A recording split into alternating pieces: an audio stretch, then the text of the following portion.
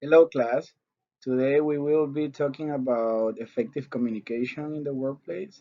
So I hope that by the end of this presentation, you guys have at least a notion of what communicating effectively in the workplace is.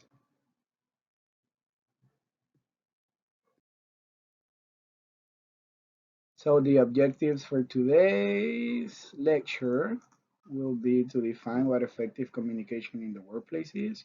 We will be defining that. Then we will identify some good practices on effective communication. And we're gonna finish by listing a series of actions that can contribute positively to communicating effectively in the workplace. Hopefully, you guys understand all the things I say, and if not, I apologize beforehand. I'm gonna try to make this presentation as natural as possible because I know I'm not there with you. But hopefully, you guys will get something out of it. So, what is effective communication in the workplace? And you guys have completed already or are about to complete um, this discussion board or discussion post in which you are asked, what do you think effective communication is? And I mean, I think it's actually something easy to define. Um, and I have prepared a series of bullet points for us to go over this definition. Well, the way I define it is the following. Um, I define it as that communication that presents no challenges when coworkers are interacting. And if it presents challenges, then coworkers are able to solve or to face those challenges and succeed um, when communicating. And that is they find ways to mitigate, those issues that happen when people are talking, when people are trying to send messages. um, Also, effective communication in the workplace for me is successful communication regardless of the medium.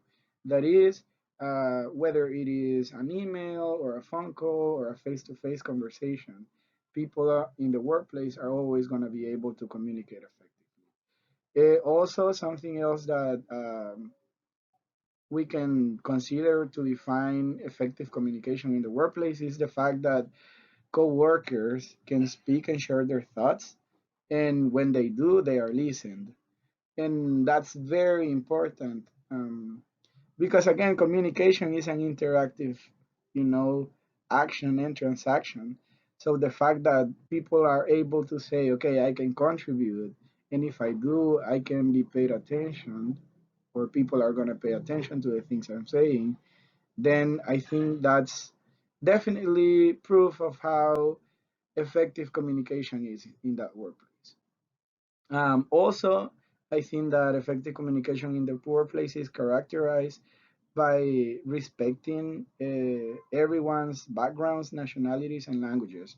And I mean, you guys in the US actually experience this a lot. You guys, if you guys go to work or if you find a job, you'll see that you probably have coworkers who are from Asia, from the Middle East, from Africa, from Latin America.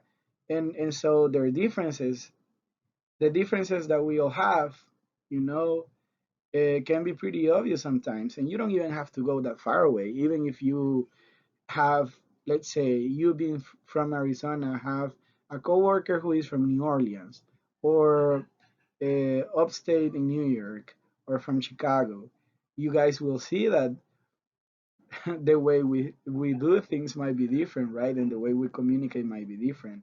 Yet, if we are respectful of all that, I mean, effective communication is just gonna take place. And for me, also, effective communication in the workplace is characterized by that sense of cooperation, collaboration, and empathy, which are always, always present. That's the way I define effective communication. Does it align with your definition or with your idea of effective communication in the workplace? There are some good practices for basic communication, and this is something that I just wanted to remind you, and which I think it's important to think of. Number one, we always have to listen, right? And I think that's a very important feature of a person in general. If you know how to listen, I think you're gonna get far in life. Listening is just sort of a door for people to really see how interested you are in them. Also, know who you are communicating with, and be respectful of that, right? Um, Sometimes also, like in the workplace, hierarchy is present. So if you know you're talking to someone who is above you in the chain, acknowledge that and be respectful of that. And if it is someone who is below you in the hierarchy, also be respectful, respect that person and be kind, because you never know. Um, Also organize and structure your message whenever you're going to communicate and this is a general advice, right? Know what you are going to say, know how you are going to say it, and say it in the best way you can. Also pay attention to nonverbal skills, the fact that we move our hands, the fact that we use our eyes also to convey meaning, to enhance our message. So be careful with that too. I, for example, happen to move my hands a lot when I'm talking. So maybe some people like that, and if some people some people might not. So if I know that I'm moving my hands a lot and that is making other people uncomfortable, maybe I just wanna like stop moving my hands a little bit and just continue talking. And again, think of communicating as connecting because it is. Communicating is connecting. You are able to literally connect and find so many things in common whenever you communicate with others. So take advantage of that. Now, some tips for communicating effectively in the workplace are the following. Um, if you are in the office and you need to say something to someone who is, let's say, 2 cubicles away from you, go and talk to that person. Take advantage of the fact that you are in the same space with that someone. So if you can communicate face to face, do so. Do not be afraid of talking to others. Again, even if it is the workplace, but we're surrounded by humans, let's make the workplace a human place. Again, when communicating, just be clear. Try to say again, think beforehand what you're going to say and how you're going to say it, and just say it the best way you can. Also, do not forget about nonverbal communication. You will see that people from all over the world have different ways of communicating nonverbally. Some people might listen to you carefully and not move at all.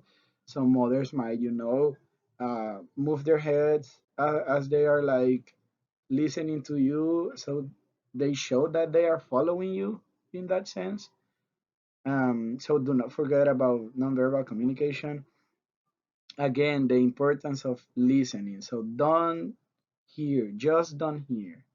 Listen, but listen, okay? Try to really pay attention to what others are saying. And if you have a question, do not be afraid of asking it. Because again, when people communicate, it's not only the responsibility of the one saying the message, but also the one receiving the message. So if you receive that message and if you don't understand it, go ahead and ask questions, okay? Because that's normal. Also, if you happen to, face a conflict, face it with diplomacy. And by this I say, if you, let's say, happen to talk to someone and that someone didn't understand quite well what you said or actually misinterpreted what you said, Just, be diplomatic, be respectful, and try to talk it out. Because again, adults, grown-ups, we should be able to do that to communicate effectively, and especially in the workplace. Do not engage in gossiping. I don't think that's a good thing, and it is unnecessary. It can take you to a lot of bad places. Um, be careful with the things you share with your coworkers. So just judge how personal you become with them. Some people might say that you shouldn't become personal at all. I disagree with that.